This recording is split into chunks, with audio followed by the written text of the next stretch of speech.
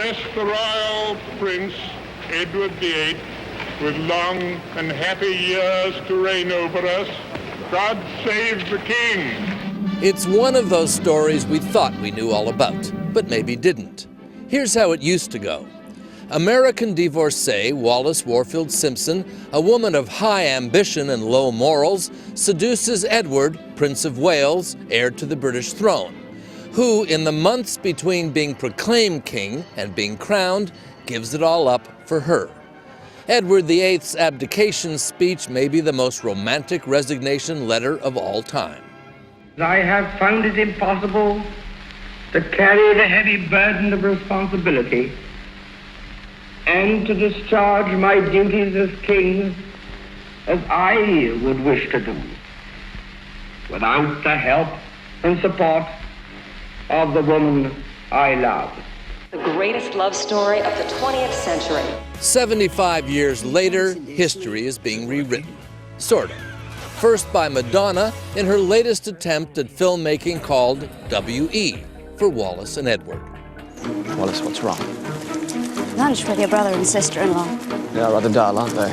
They'll never accept me. For Madonna, it's one of history's great romances that's never been told properly from Wallis Simpson's point of view.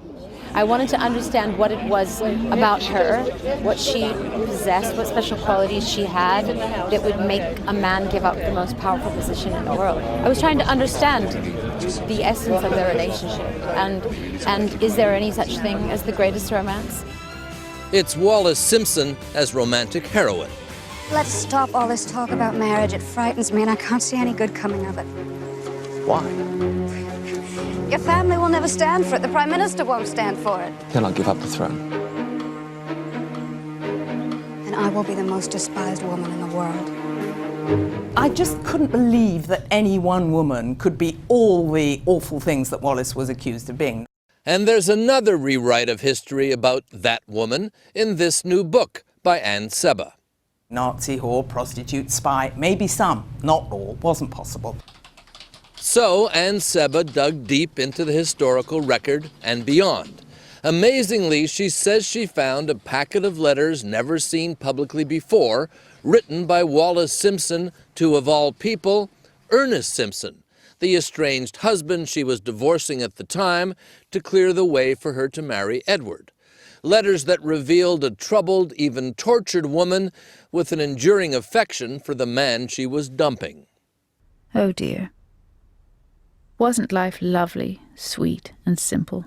She writes. And later, when she was already married to Edward, wherever you are, you can be sure that never a day goes by without some hour's thought of you and for you. And again in my Eden prayers at night. With love, Wallis. It was extraordinary. From the moment I started the first lesson, I realized this was dynamite. Isn't it remarkable, though, that here she was in what was perceived at the time and since to be this hot and heavy relationship with Edward, the future king, yet at the same time she was still professing affections for and describing herself as kind of entrapped in that relationship to the man from whom she was seeking a divorce. Well, that's exactly what these letters show, that her emotional connection to Ernest really never died. In this version of events, Wallis may have been a social climber, insinuating herself into Edward's high-flying, high-society world, but the complication of marriage was never the plan. In fact, she tried to get out of it. That's when the inexorability of the situation struck her, because the king... You say she wanted to call it off? Yes, she wanted to call it off and he wouldn't let her. He responded by threatening suicide. The British government at the time, headed by Prime Minister Stanley Baldwin, responded too. It launched what can only be called a smear campaign directed at Simpson, dismissing her offer to call off the marriage as a publicity stunt. In the British Records Office, historian Susan Williams has found the evidence. A telegram from Baldwin to the other British Commonwealth Prime Ministers telling them not to be fooled by Simpson. So he sends off this telegram saying basically what she's saying is a lie. He's saying that you can't trust Mrs. Simpson, and she is exactly what it has been assumed that she is, which is a gold digger, ambitious, and just wants to be queen. In fact, the government may have been afraid that public opinion was swinging in favor of the marriage, and the British political establishment was deeply suspicious of Edward, that he was emotionally unfit for the job, and that he might actually be sympathetic to the rise of fascism in Europe. The reaction to the Simpson affair, this theory goes, was just an excuse to swap Edward for his more user-friendly brother, who became George VI, now considered to have been a very successful wartime king. One of the currently held views is that, distasteful though she was seen to be at the time, that in fact she, at a very critical time in history, saved Britain from having the wrong king by creating the necessity for him to abdicate, crisis though it was. I think there's a lot of truth in that view. I go with Noel Coward on that one. He said there should be a statue to Wallis Simpson in every British town.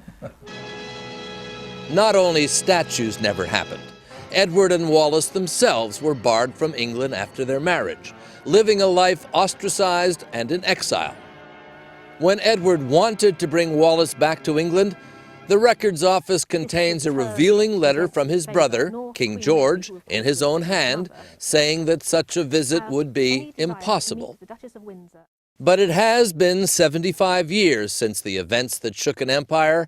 Is it time to give Wallis Simpson a break?